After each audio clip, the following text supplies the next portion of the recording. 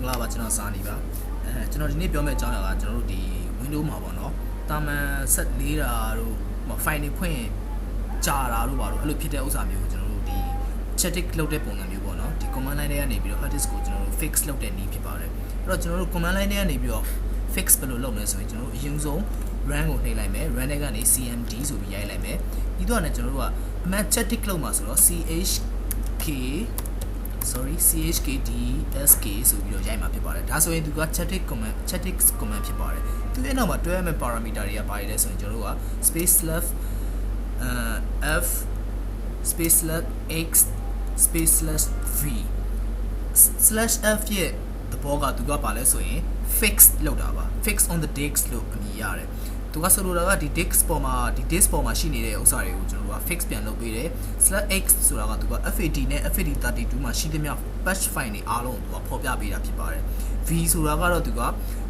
လိုပြောမလို့ဒီ array နဲ့ပတ်သက်ပြီးတော့သူဖြည့်ရှင်းပေးတဲ့အပိုင်းဖြစ်တယ်အဲ့တော့ကျွန်တော်တို့ဒီ slash f slash x slash v ကိုတွဲပြီးရိုက်လိုက်မယ်ဆိုရင်ကျွန်တော်တို့ကဒီအခုကျွန်တော်တို့ရိုက်လိုက်ပြီဆိုတဲ့အခါကျရင်သူကပထမဆုံးသူက NDFF file system ကို check လုပ်တယ်ပြီးရင်သူကဒီဟာကိုကျွန်တော်တို့ဒီနောက်တစ်ခေါက် restart ချရင် computer ကို restart ချပြီးပြန်တက်လာတဲ့ခါမှာသူက chat တစ်ခါ run လိုက်မယ်ပေါ့နော်အဲ့လိုမျိုးခါမျိုးကိုကျွန်တော်တို့က white ထပ်နှိပ်ပြီးတော့ကျွန်တော်တို့သုံးလိုက်တယ်အဲ့ခါကျရင်ကျွန်တော်တို့က computer ကို restart ချပေးရမယ်အဲ့တော့ကျွန်တော်ကဒီလို restart မချဘူးတာမန်တစ်ခါတည်းဒီမှာပဲလုပ်မယ်ဆိုရင်ဘာ command သုံးရမလဲဆိုရင် chkdsk space/v လို့ရိုက်ပြီး enter ခေါက်တဲ့ခါကျရင်သူကဒီ command line ထဲမှာပဲသူကတစ်ခါတည်း direct စစ်သွားတယ်အဲ့တော့ကျွန်တော်တစ်ချက်ကြည့်လိုက်အောင်အဲ့တော့အဓိကကျွန်တော်တို့ကဒီနှစ်ခုလုံးသုံးလို့ရတယ်/v နဲ့သုံးမယ်ဆိုရင်သူကချက်ချင်း direct ဒီ window ပေါ်မှာသူကတခါတည်းဒီ static လုပ်နေတယ်တကယ်ကျွန်တော်တို့အပေါ်က parameter ဖြစ်တဲ့ chkdsk space/f space/x space/v လို့သုံးလိုက်မယ်ဆိုရင်သူကဒီပေါ်မှာကိုခဏဆက်လိုက်ပြီးတာလည်းသူက window restart ပြန်ကြားတဲ့အချိန်ကြာမှသူကတခါတည်း error တွေ fix လုပ်မယ်မလိုတဲ့ file တွေရှင်းမယ်အဲ့လိုမျိုးကိုလုပ်တာဖြစ်ပါတယ်အဲ့တော့ကျွန်တော်တို့ percentage နဲ့ပြီးတဲ့အထိကျွန်တော်တို့တစ်ချက်လောက်စောင့်ကြည့်လိုက်အောင်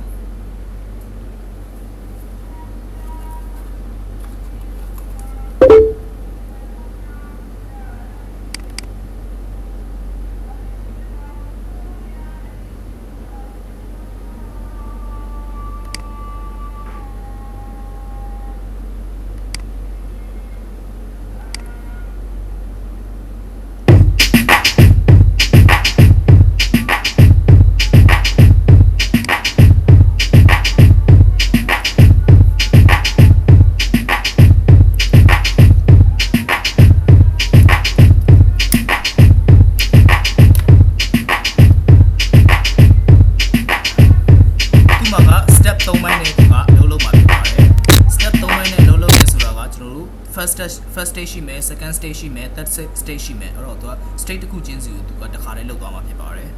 အဲ့တော့ကျွန်တော်တို့ဒီမှာပေါ်ပြပေးမှာကအကယ်၍သင်ရဲ့ hard disk မှာ bad setter ရှိတယ်ဥပမာ bad file record process ဆိုတဲ့ဥစ္စာရှိတယ်ဆိုရင်သူကဒီမှာပေါ်ပြပေးမယ်သူမှာ last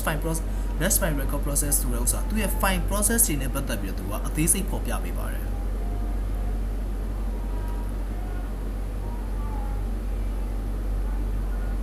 ဒါဆိုရင်သူက stage 2ကိုအလုပ်လုပ်နေတာဖြစ်ပါတယ်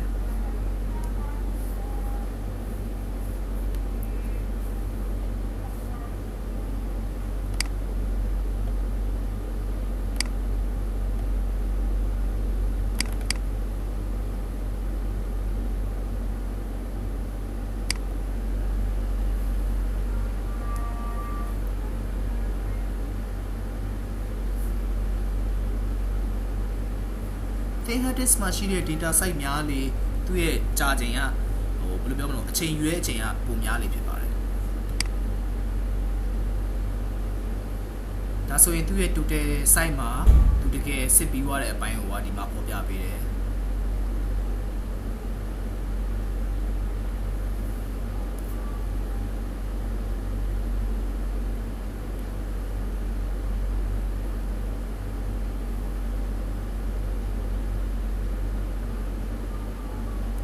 ဒါဆိုရင်သူက stage 3ကိုရောက်သွားပြီဖြစ်ပါတယ်